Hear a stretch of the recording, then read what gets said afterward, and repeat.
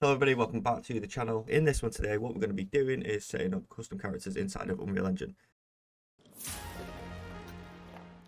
So here we are in the third person character game mode.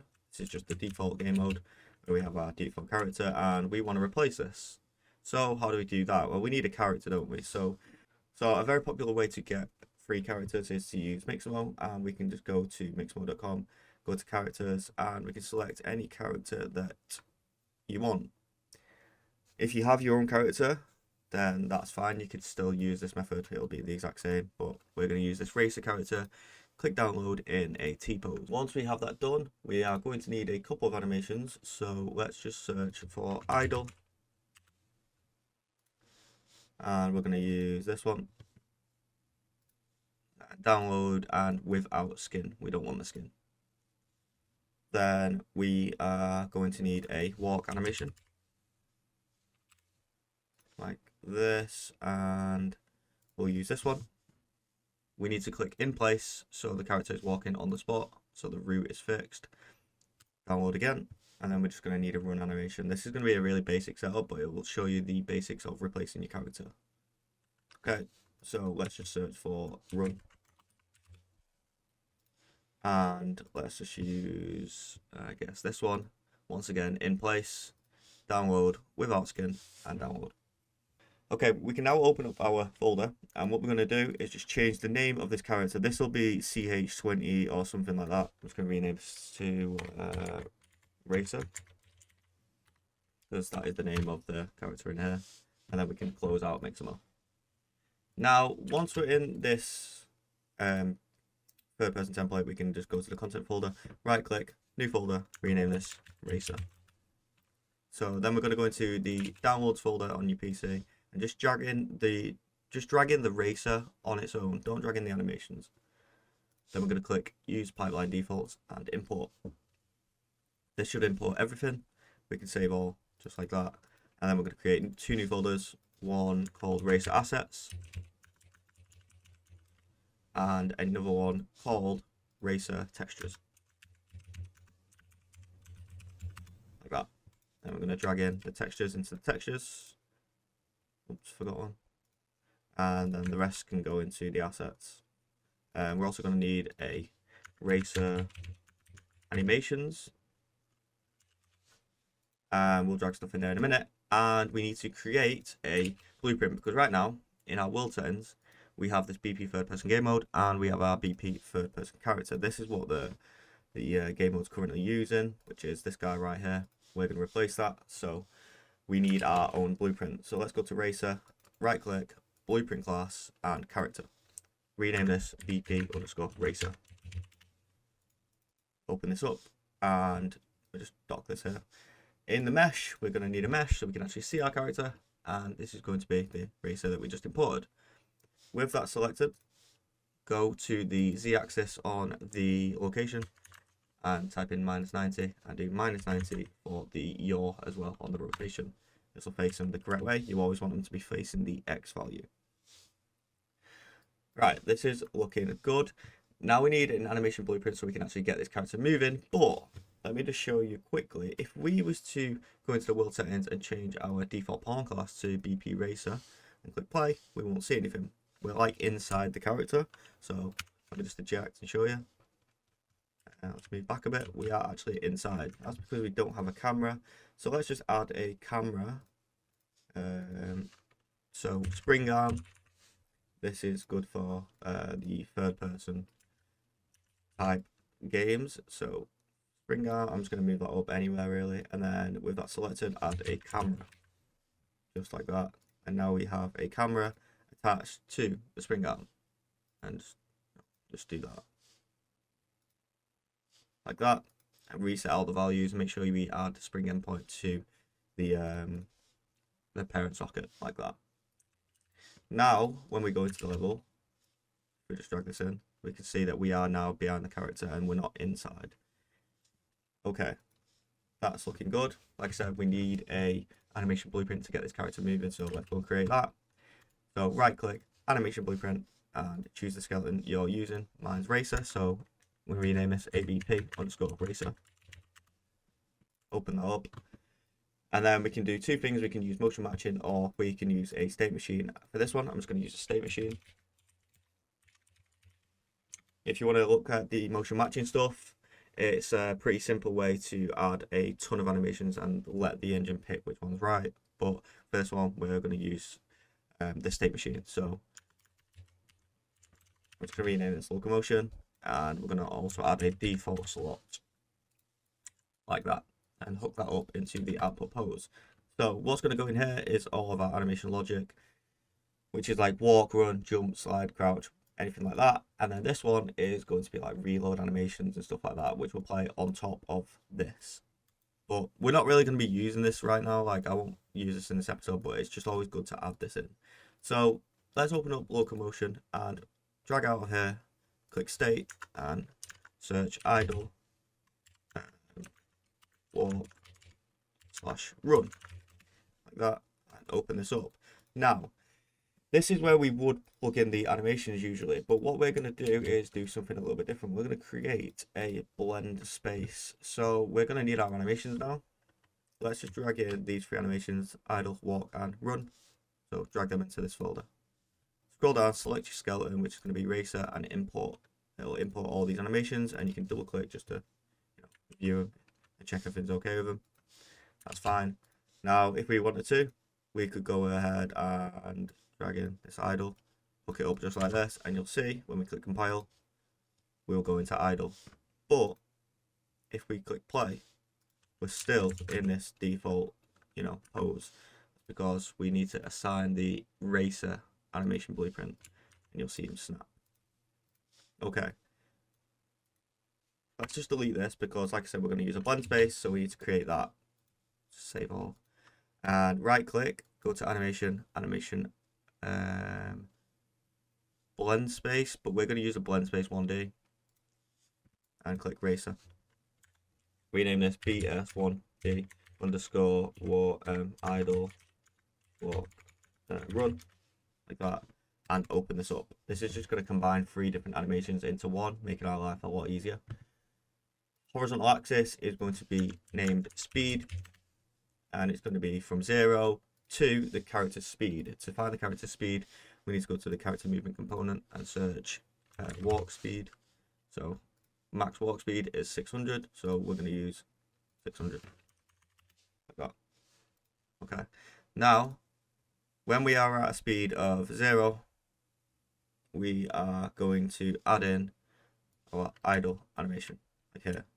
And then as the speed ramps up, we want to change to walking. So drag that in the middle. So we're going to go from idle to the walking state. And then the last one is obviously going to be running. And then if you click here, show sample names, you can see which animation is playing where. And we can also click the little diamond, the little thing here, and it'll tell you what speed plays that animation. So idle, into walking, into running. Okay,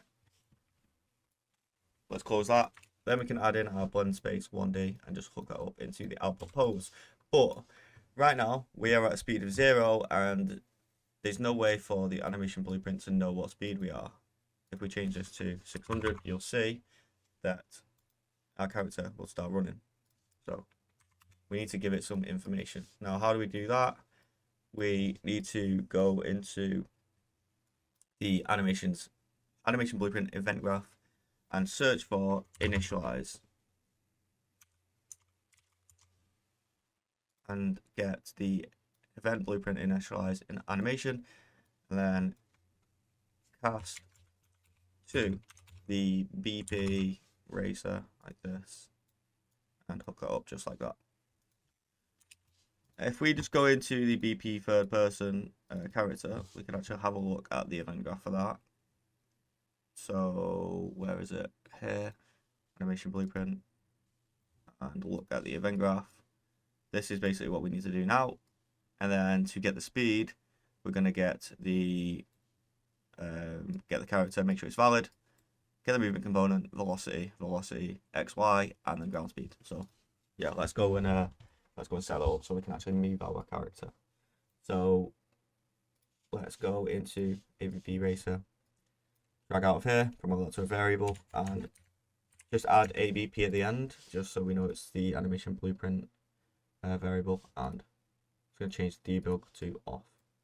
Then we're going to get the movement, which is the character movement component at the bottom, and also promote that to a variable, and once again add ABP at the end.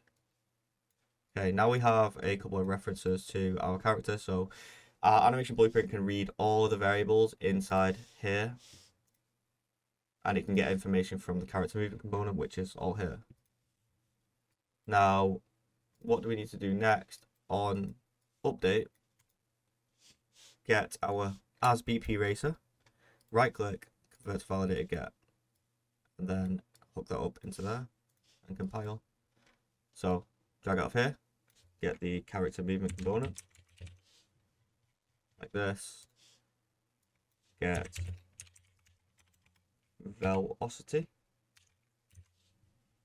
should be at the bottom like that, and then we can set that as a variable, and we're just going to call this the velocity ABP like that.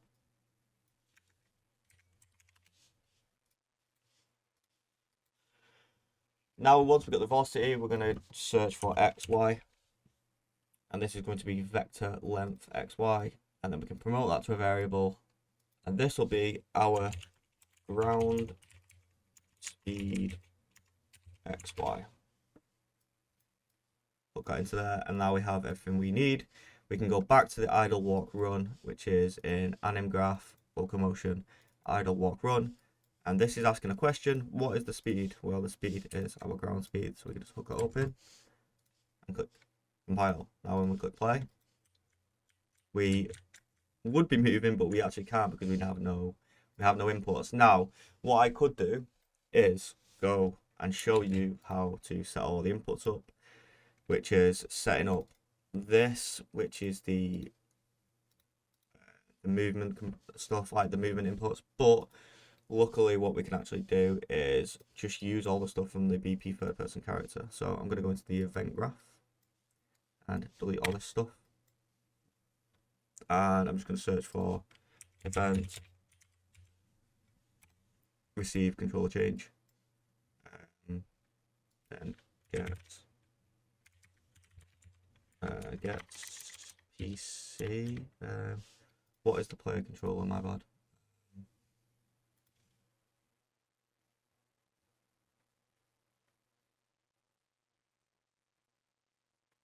Third person player controller. Right. So cast third person player controller like that, and then get enhanced input local player subsystem, and then we're going to add the mapping context like that. We'll get into there, and then the mapping context is going to be IMC default. Now, to be honest, we actually could have just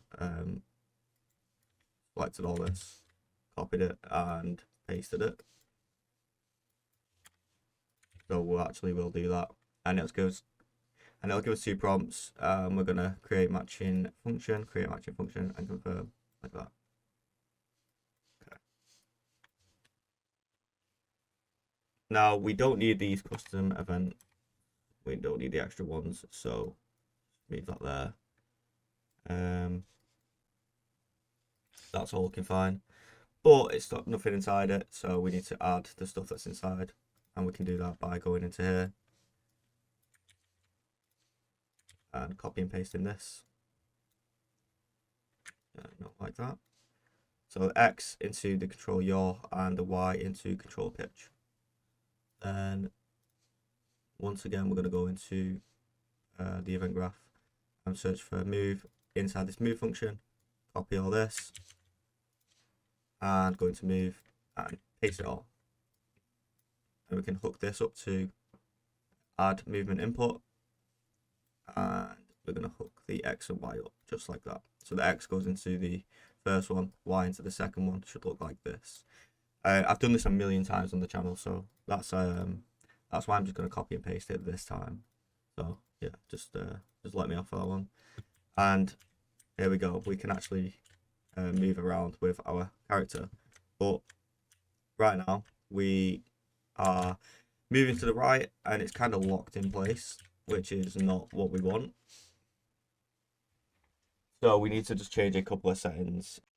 And let's just click on the spring arm and use pawn control rotation. And here we go. So now if we go into the play section, so we can click the three dots, new editor window to make this full screen.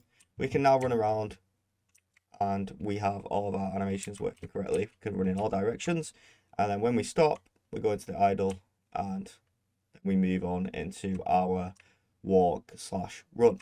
So that is how you basically set up a really simple custom character inside of Unreal Engine and set up just some of the basic movements and animations. So I hope this tutorial taught you something new. Make sure you check out the Patreon for all the project files. Make sure you like the video and subscribe for more content like this. I will catch you in the next one. Peace.